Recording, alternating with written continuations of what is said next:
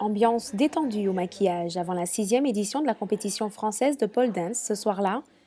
L'heure est à la concentration pour certaines ou au dernier texto pour d'autres.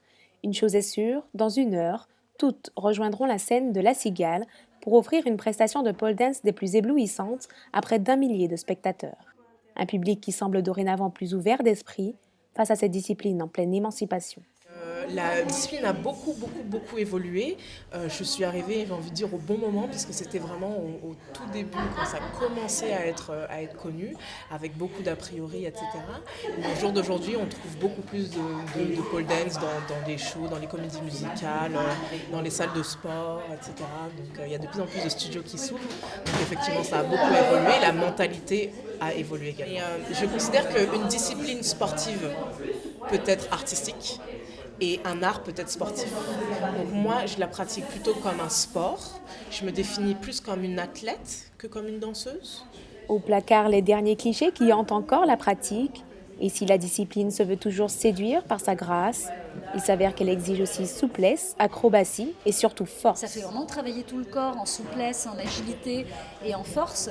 Et en même temps, c'est un côté très fun, très ludique, parce que on combat la gravité, on se confronte à ses propres peurs et on fait des figures impressionnantes. Et c'est beaucoup plus amusant que de faire des abdos fessiers en salle. Donc il y a 3 juges techniques et 2 juges artistiques. Et dans chaque domaine, il y a plusieurs sous-catégories. Donc pour la technique, c'est la propreté d'exécution, la beauté du mouvement, la justesse, l'équilibre, comme je disais, la force, la souplesse, l'agilité. Et en artistique, toute la cohérence, donc la musicalité aussi, la présence sur scène, l'originalité absolument, la présence scénique. Des critères valables de la même manière pour les femmes comme pour les hommes. Ces messieurs d'ailleurs bien représentés ce soir-là, 6 candidats concouraient à la compétition dont l'invité d'honneur n'était autre que Josiah Grant, pole dancer californien de renom.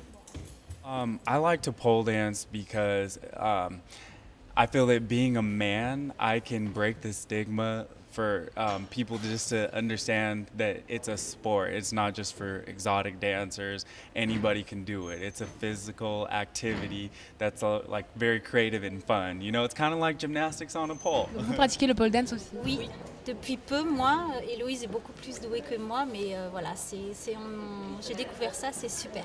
Qu'est-ce qui vous attire dans le pole dance? La liberté et le fait de pouvoir s'exprimer en danse, parce que c'est avant tout de la danse, c'est sensuel, c'est gracieux, c'est voilà. Et c'est un sport aussi, avant tout, donc c'est vrai que c'est bien ça.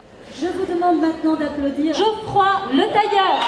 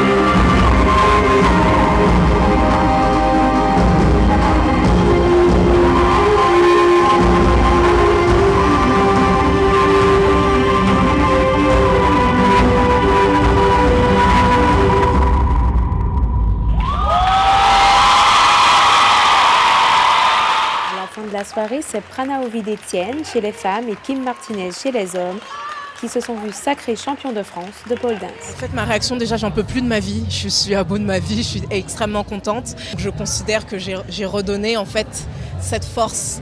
Et c'est ce que je voulais, Je voulais transmettre tout ce que je reçois, en fait. Et je suis extrêmement contente et ravie d'avoir réussi à ça.